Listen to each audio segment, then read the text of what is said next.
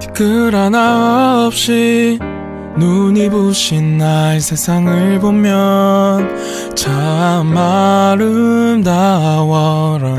향기로운 꽃 우뚝 솟은 나무 옆에 보이는 빌딩도 너무 예뻐라. 어떻게 이렇게 나 예쁠 수가 있는지 누군가가 없었다면 가능히 나 했을지. 하지만 저기 저 끝에서 여기를 지나서 반대편 끝까지 복잡한 일상은 가득해. 어쩌면 전쟁 그게 전쟁이지만 아름다운 걸 보려면 한 발자국만 뒤로 빼. 복잡한 일상 가득한 일상에만 빠져 있으면 절대로 볼 수가 없어 아름다운 거. 그때 내가 가야 할 곳 stop. 주님은 내 피난처, 주님은 내 피난처. 하루의 시작을 주님과 함께 영복장로교회 청소년교육자 최준 전도사입니다. 오늘 하루도 주님의 평화가 여러분과 함께 하기를 빕니다.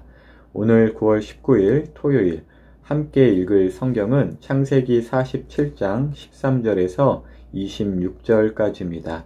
우리의 몸과 마음과 뜻을 다해서 함께 읽도록 하겠습니다.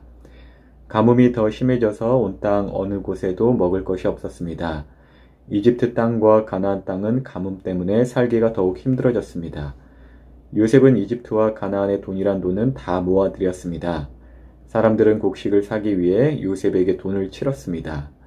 요셉은 그 돈을 파라오의 왕궁으로 가지고 갔습니다. 그러자 얼마 지나지 않아 이집트와 가나안 땅 사람들의 돈은 다 떨어지고 말았습니다. 그래서 그들은 요셉에게 나아가 먹을 것을 좀 주십시오. 돈이 다 떨어졌다고 해서 총리님이 보시는 앞에서 죽을 수 없지 않겠습니까? 하고 말했습니다. 요셉은 이렇게 대답했습니다. 돈이 다 떨어졌다면 가축을 가지고 오너라. 그러면 먹을 것을 주겠다. 그리하여 사람들은 가축들을 요셉에게 가지고 왔습니다. 요셉은 말과 양과 소와 나귀를 받고 대신 먹을 것을 주었습니다. 이처럼 요셉은 그 해에 가축을 받고 대신 먹을 것을 주었습니다. 그 다음 해에 백성들이 요셉에게 와서 말했습니다. 이제 우리에게는 남은 돈이 없습니다. 그리고 우리 짐승들도 다 총리님의 것이 되었습니다. 이제는 우리 몸과 우리 땅 말고는 남은 것이 없습니다. 우리와 우리 땅이 총리님 보시는 앞에서 죽게 되어버렸습니다. 우리 땅을 사시고 그 대신 먹을 것을 주십시오. 그러면 우리는 우리 땅과 더불어 파라오의 종이 되겠습니다. 밭에 심을 씨앗을 좀 주십시오. 그러면 우리는 죽지 않고 살 것입니다. 그리고 땅도 못 쓸 땅이 되지 않을 것입니다. 그리하여 요셉은 이집트의 모든 땅을 사들여 파라오의 것으로 만들었습니다. 모든 이집트 사람이 요셉에게 자기 밭을 팔았습니다. 가뭄이 너무 심했기 때문입니다. 이제 모든 땅은 파라오의 것이 되었습니다. 요셉은 이집트의 이쪽 끝에서 저쪽 끝까지의 모든 백성들을 노예로 만들었습니다. 요셉이 사들이지 않는 땅은 제사장들의 땅뿐이었습니다. 제사장들은 파라오가 주는 것으로 먹고 살았기 때문에 땅을 팔 필요가 없었습니다. 제사장들은 음식을 살 돈을 가지고 있었습니다. 요셉이 백성들에게 말했습니다.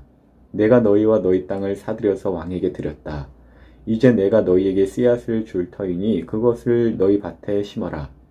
추수 때가 되면 너희가 거둔 것의 5분의 1을 파라오께 바쳐야 한다.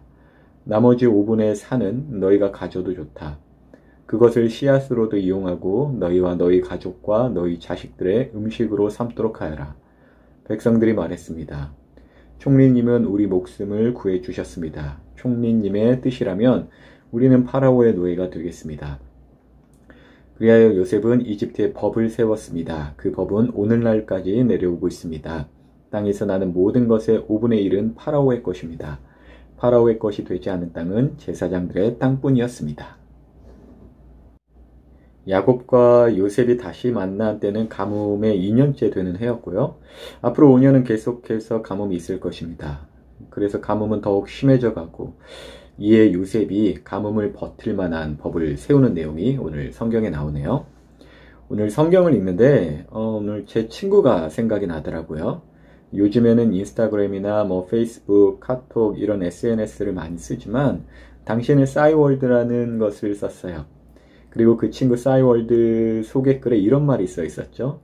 하늘세법, 하나님의 뜻에 합당한 세법을 세우고 싶다라는 아주 멋진 각오였습니다. 그런데 시험에 떨어졌어요. 나중에 그 친구가 해준 말이지만 떨어졌을 때 다시 시작하기 참 쉽지 않았대요. 그런데 제가 지나가는 말 한마디를 해준 것에 힘이 났다고 합니다.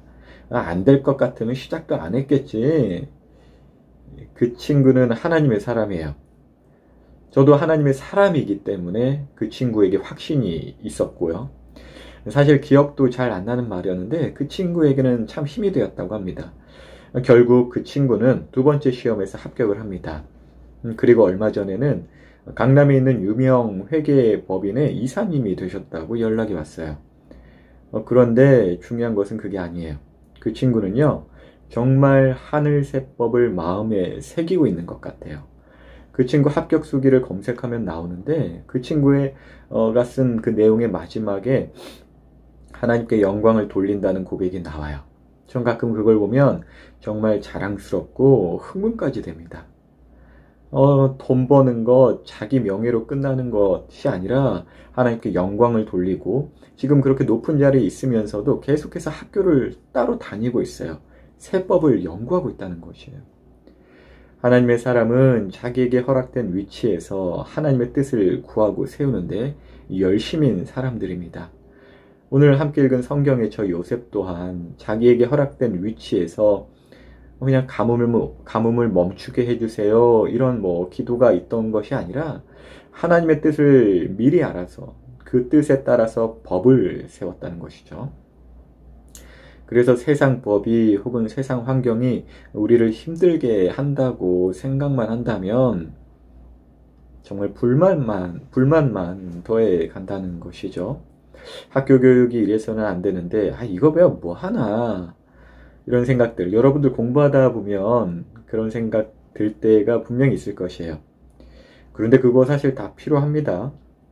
혹시라도 그래도 정말 이건 아닌데 라는 생각이 든다면 그 분야에서 어떤 오기가 발동하여서 최고가 되려는 생각은 잠깐 둘째 셋째로 두고 그 분야에 있어서 하나님의 뜻을 세우고픈 소망을 품고 한번 나아가 보세요. 그 친구가 첫 번째 시험을 치기 전에 꿈을 꿨대요. 꿈에서 천사가 나타나 시계를 보여주더랍니다. 날짜와 시간이 적혀있는 시계였는데 내년 날짜가 있더래요. 그리고 시험을 쳤고요. 우리는 그 결과를 알지만 떨어졌어요. 얼마 후 내년도 시험 날짜가 잡혀 나왔는데 꿈에서 천사가 보여줬던 날짜더랍니다. 그 친구가 그것을 보는 순간 어떠한 낙심보다는 하나님의 뜻을 이미 알아 겸손하게 자신의 현실을 받아들일 수 있었다고 해요. 그 친구는 대학 시험도 2번 봤고요. 세무사 시험도 2번 봤다고 합니다. 한편으로는 늘 지각만 하는 인생 같아서 어느 날 그 싸이월드에서는 지각 인생 이런 것도 있었던 걸 기억이 나네요. 그래서 그런지 참 겸손합니다. 정말 멋진 하나님의 사람이 늘 되어가고 있는 것 같아요. 이것을 제가 나누는 이유는 하나님의 뜻을 미리 아는 사람이 되자는 것이에요. 만약 요셉이 흉년, 자기에게 자기 나라 또 자기가 있는 위치에서 흉년이 언제까지일지를 잘 몰랐다면, 그래서 막 퍼주는 정책만을 펼쳤다면 나라가 망쳐졌을지도 몰라요. 반대로 자기만 살려고 나라 곳간을 닫았다면 백성들 다 죽고 또 백성들이 반란을 일으켜서 본인도 큰 낭패를 당했을지 모릅니다. 하나님과의 친밀한 관계에서 이미 훈련된 그 친밀한 관계에서부터 기인된 그 7년의 흉년을 미리 알았기 때문에 요셉은 버틸 수 있었고 또 그때에 따른 하나님의 뜻을 펼칠 수 있었던 것입니다. 그래서 여러분, 우리 하나님하고 친해집시다. 이미 하나님은 여러분과 친해지고 싶고 또 친밀하고 싶어 하세요. 그렇지만 오해는 마세요. 만만히 여기라는 건 결코 아닙니다. 말씀과 기도로 하나님을 경외하는 자에게 하나님께서 친밀함을 나타내신다고 우리에게 약속하셨어요. 그러므로 오늘 하루도 주님을 경외함으로 또 주님의 친밀함이 가득한 하루가 되시길 예수님의 이름으로 축복합니다.